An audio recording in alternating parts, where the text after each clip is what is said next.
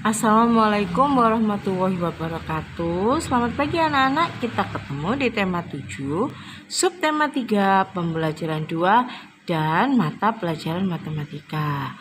Nah, sebelum kita memulai pelajaran, marilah kita berdoa dulu agar ilmu yang kita peroleh bisa bermanfaat untuk kita dan bagi orang lain. Berdoa dimulai. Selesai.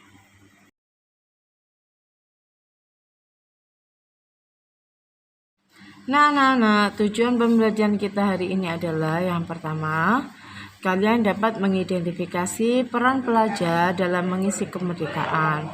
Kedua, kalian dapat memahami tentang peristiwa pengkristalan atau disposisi. Yang ketiga, kalian dapat mengidentifikasi ragam seni rupa daerah. Dan yang keempat, kalian dapat mengidentifikasi jaring-jaring kubus dan balok dengan benar. Sebelumnya, mari kita saksikan video pembelajaran tentang tema 7 subtema 3 PB2 berikut ini. Yuk kita pelajari bersama-sama.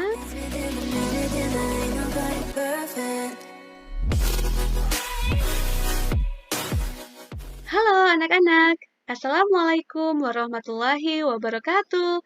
Selamat pagi dan salam sejahtera untuk kita semua. Bertemu lagi belajar bersama Bu Eka. Di video kali ini kita akan belajar tema 7, subtema 3, pembelajaran 2. Sebelumnya kita berdoa terlebih dahulu ya. Berdoa dimulai.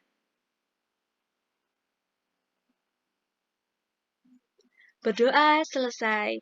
Anak-anak, jangan lupa untuk tekan tombol subscribe agar kamu tidak ketinggalan oleh video-video pembelajaran berikutnya. Anak-anak, Negara Kesatuan Republik Indonesia kini telah menjadi negara yang berdaulat dan merdeka. Nah, pelajar merupakan salah satu warga negara yang memiliki peran dan tugas yang harus dilaksanakan untuk mengisi kemerdekaan. Pelajar merupakan bagian dari pemuda bangsa yang akan menjadi penerus bangsa ini. Sebagai generasi penerus bangsa, para pelajar dituntut untuk bekerja keras dan belajar dengan sungguh-sungguh untuk meningkatkan kualitas dirinya. Nah, sebagai seorang pelajar, jadi kalian harus belajar dengan sungguh-sungguh ya anak-anak. Belajar itu bisa dilakukan di mana saja, bisa di sekolah, di rumah, dan dimanapun anak-anak berada.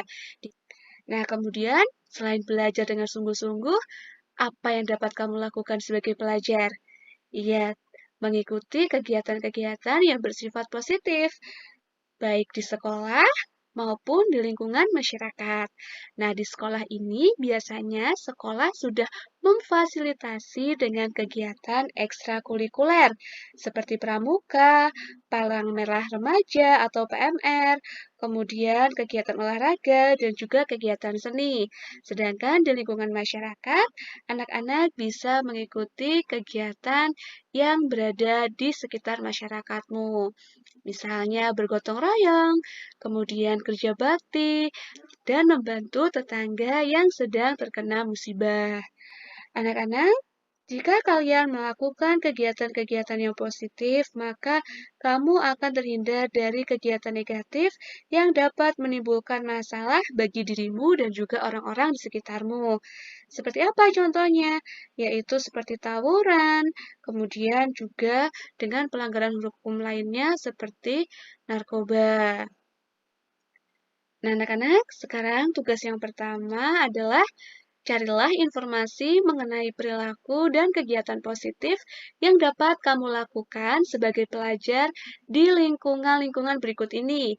Ada 3 lingkungan ya, di lingkungan rumah, di lingkungan sekolah, dan di lingkungan masyarakat. Tugas ini bisa anak-anak lihat pada buku paket halaman 165. Contohnya kegiatan positif dalam mengisi kemerdekaan di rumah yaitu membantu pekerjaan rumah sehari-hari. Sedangkan di sekolah contohnya mengikuti upacara bendera dengan hikmat dan disiplin. Kemudian di masyarakat, yaitu misalnya melaksanakan jam wajib belajar dengan disiplin. Maksudnya apa, Bu, jam wajib belajar ini? Misalnya, lingkungan RT di daerah rumahmu mewajibkan setiap warganya yang memiliki anak usia sekolah harus menerapkan wajib belajar mulai jam 5 sampai jam 7 malam. Misalnya seperti itu. Anak-anak, di pertemuan sebelumnya kita sudah belajar tentang penyubliman. Sekarang kita akan mengingat-ingat kembali apa itu pengkristalan. Apakah kalian masih ingat? Iya, mengkristal adalah perubahan wujud benda dari gas menjadi padat. Nah, gambar yang terdapat di layar HP ataupun di layar laptop kalian ini merupakan gambar salju ya anak-anak. Itu merupakan kristal es yang terbentuk di salju. Nah, contohnya adalah salju dan gas yang didinginkan. Contoh lain dari pengkristalan yaitu proses pembuatan garam. Nah, proses pembuatan garam ini memerlukan penyerapan kalor. Garam ini dibuat dari air laut anak-anak, kemudian diuapkan dengan sinar matahari di dalam petak-petak khusus, sehingga hanya tersisa kristal-kristal garam saja. Anak-anak, sebagai generasi penerus bangsa, selain harus belajar dengan sungguh-sungguh tentang ilmu pengetahuan, kalian juga wajib untuk melestarikan berbagai macam budaya yang diwariskan oleh nenek moyang kita. Nah, salah satu warisan budaya yang ditinggali oleh nenek moyang kita adalah karya seni rupa. Nah, karya seni rupa daerah adalah karya seni rupa yang terdapat di berbagai daerah di Indonesia. Karya seni rupa daerah dapat juga disebut dengan karya seni rupa tradisional karena dikerjakan secara turun-temurun di suatu daerah. Karya seni rupa daerah dapat berupa seni kerajinan, seni lukis, dan juga seni patung. Ada beberapa macam karya seni rupa daerah di Indonesia. Yang pertama yaitu seni lukis daerah, kemudian seni patung daerah, kemudian seni kriya, dan seni ukir. Namun sebelumnya kita bahas dulu, seni rupa itu dibagi menjadi dua kategori anak-anak, yaitu karya seni 2 dimensi dan karya seni 3 dimensi. Karya seni 2 dimensi yaitu karya seni yang hanya memiliki ukuran panjang dan lebar saja, serta hanya dapat dilihat dari satu arah, yaitu dari arah depan saja. Contoh karya seni 2 dimensi ini apa? Yaitu karya seni tekstil, bisa batik, tenun, songket, dan juga seni lukis. Sedangkan karya seni 3 dimensi yaitu karya seni yang memiliki ukuran panjang, lebar, dan tinggi atau memiliki volume. Dan karya seni 3 dimensi ini dapat dilihat dari segala arah. Dari depan bisa, dari belakang bisa, dari sudut kiri bisa, dan dari sudut kanan juga bisa. Contoh karya seni 3 dimensi ini apa? Yaitu contohnya karya seni anyam, seni keramik, dan juga seni patung. Sekarang kita bahas karya seni lukis daerah. Apa sih karya seni lukis ini? Seni lukis adalah seni yang menggambarkan objek-objek berupa pemandangan alam, tumbuhan, binatang, manusia, benda di alam untuk menimbulkan perasaan keindahan. Seni lukis daerah ini biasanya mengandung nilai-nilai budaya yang berkembang di suatu daerah. Anak-anak, ada salah satu seni lukis daerah yang terkenal di Indonesia, yaitu karya seni lukis Kamasan yang berasal dari Bali. Kamasan ini merupakan sebuah desa di Kabupaten Kelungkung yang sebagian besar penduduknya berprofesi sebagai pelukis. Nah, anak-anak, untuk karya seni lukis Kamasan ini contohnya bisa anak-anak lihat pada layar laptop ataupun layar HP anak-anak ini. Biasanya karya seni lukis Kamasan ini bertemakan kisah pewayangan, kehidupan bangsawan, dan juga dongeng binatang. Medianya dari seni lukis keemasan ini adalah kanvas. Berbeda dengan karya seni lukis dari daerah Cirebon anak-anak. Nah, kalau dari Cirebon ini, karya yang terkenal adalah seni lukis kaca. Dia menggunakan media kaca. Nah, contohnya ini. Kemudian yang berikutnya adalah seni patung daerah. Nah, seni patung ini adalah seni membuat bentuk manusia atau binatang dengan bahan lunak atau bahan keras. Untuk patung yang terbuat dari bahan lunak, misalnya dari tanah liat, dibuat dengan teknik membentuk. Sedangkan patung yang terbuat dari bahan keras, misalnya kayu dan batu, dibuat dengan teknik meraut atau memahat. Yang berikutnya adalah seni kriya. Nah, seni kriya ini merupakan seni kerajinan dalam membuat benda-benda pakai berdasarkan kegunaan dan keindahannya dalam kehidupan sehari-hari. Berbagai jenis seni kriya yang dapat dijumpai sehari-hari ini seperti seni tekstil berupa kain songket, batik, dan juga tenun. Selain itu, ada juga seni ukir anak-anak. Nah, seni ukir ini menggunakan motif tertentu yang memiliki makna dan keunikan tersendiri sesuai dengan budaya masyarakat. Nah, misalnya ini adalah motif ukir khas Bali. Nah, seni ukir khas Bali ini berhubungan dengan agama Hindu yang menggunakan motif-motif tumbuhan, manusia, dan binatang. Sedangkan untuk ukiran Jepara atau dari Jawa berhubungan dengan agama Islam dan banyak menggunakan motif tumbuhan yang menyebar ke berbagai arah. Anak-anak, demikianlah tadi pembelajaran kita pada hari ini. Ini adalah latihan soal untuk hari ini. Ada 10 soal ya anak-anak. Jangan lupa soalnya ditulis dan dikerjakan. Kemudian dikirimkan ke guru kalian masing-masing. Kita bertemu lagi di video pembelajaran berikutnya ya. Oh iya, jangan lupa untuk tekan tombol like dan subscribe channel pembelajaran ini agar kamu tidak ketinggalan oleh video-video pembelajaran berikutnya. Sampai jumpa anak-anak. Nah, berikut adalah teks bacaan tentang peran pelajar dalam mengisi kemerdekaan. Negara Kesatuan Republik Indonesia kini telah menjadi negara yang berdaulat dan merdeka. Sebagai negara yang telah merdeka, adalah tugas warga negaranya untuk melakukan kegiatan-kegiatan mengisi kemerdekaan sesuai dengan peran masing-masing. Pelajar merupakan salah satu warga negara yang memiliki peran dan tugas yang harus dilaksanakan untuk mengisi kemerdekaan. Pelajar merupakan bagian dari pemuda bangsa yang akan menjadi penerus bangsa ini. Sebagai generasi penerus bangsa, para pelajar dituntut untuk bekerja keras dan belajar dengan sungguh-sungguh untuk meningkatkan kualitas dirinya.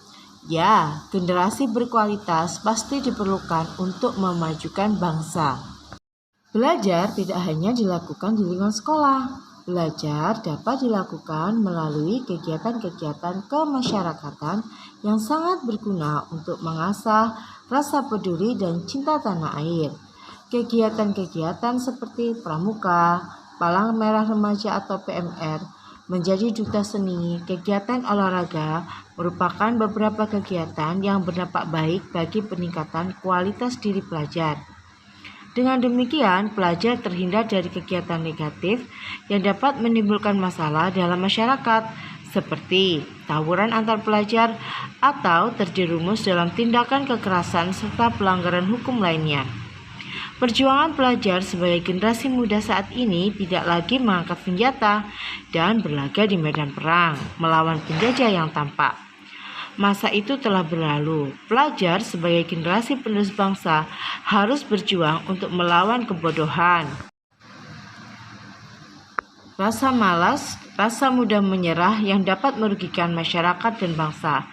Generasi muda Indonesia harus sehat jiwa dan raganya. Ia harus berpendidikan, pantang menyerah, pekerja keras, kreatif, berakhlak mulia, dan cinta tanah air dan bangsa. Nah, anak-anak, setelah kalian membaca teks tadi, jawablah 10 pertanyaan di bawah ini, ditulis di buku tulis ya. Jawabannya ada semua dalam teks tersebut.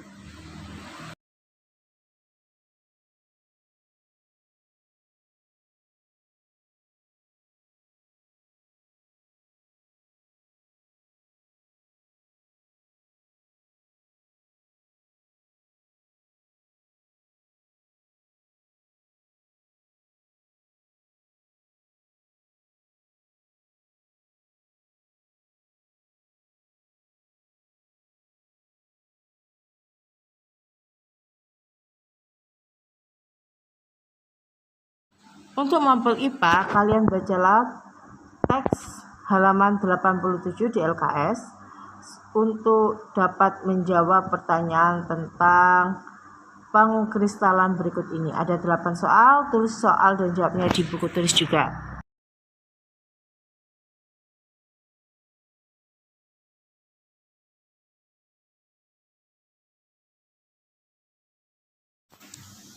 Untuk itu, ini ada 5 soal tentang SPDP. Sebelumnya kalian baca halaman 88, setelah itu sebagai penilaian akhir kerjakan LKS halaman 89 sampai dengan 90 di buku LKS.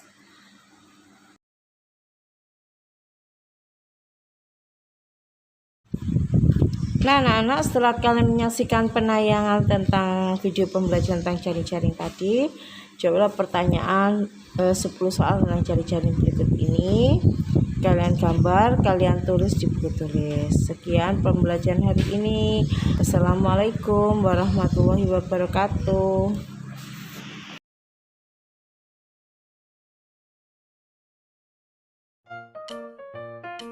Halo Pipo. Hai Lula, akhirnya datang juga. Iya nih, aku tadi mampir dulu buat beli susu, biar kita belajarnya semangat. Kamu lagi main ya?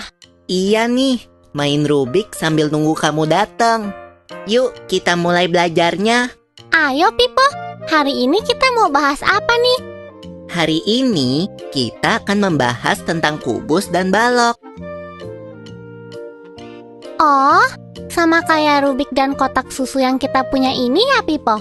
Iya Lula, bangun ruang merupakan sebuah bangun yang memiliki ruang yang dibatasi oleh beberapa sisi yang terbentuk oleh beberapa titik-titik.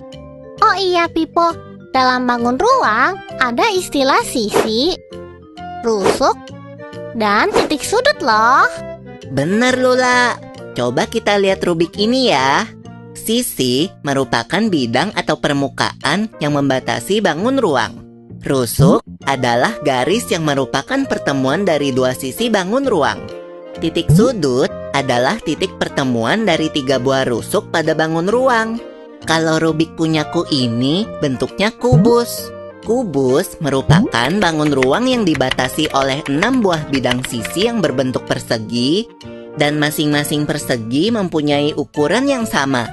Nah, ini ada tempat tisu. Tempat tisu ini bentuknya balok.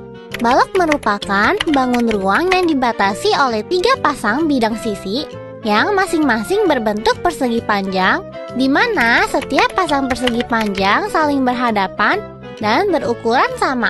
Oh iya Lula, kamu tahu nggak? Kalau kita menggunting rusuk-rusuk kubus, kita bisa melihat jaring-jaring kubus. Jaring-jaring kubus? Apa itu Pipo? Jaring-jaring kubus merupakan sebuah bangun datar yang terbentuk dari gabungan 6 buah sisi persegi pada kubus yang tidak terpisah satu sama lain. Apakah bentuk jaring-jaring kubus cuma ada satu Pipo? Enggak dong. Nih, ada beberapa contoh yang lain. Kalau gitu, balok juga ada jaring-jaringnya ya Pipo. Tapi, kalau kubus bangun datarnya berbentuk persegi, kalau balok berbentuk persegi panjang. Jadi, jaring-jaring balok merupakan sebuah bangun datar yang terbentuk dari gabungan 6 buah sisi persegi panjang pada balok yang tidak terpisah satu sama lain. Bener Lula, seperti ini nih contohnya. Wah, sekarang jadi lebih ngerti deh soal bangun ruang. Untung aja kita belajar bareng ya, Lula. Iya, Pipo. Sekarang kita minum susu dulu yuk sebelum lanjut ke pembahasan berikutnya.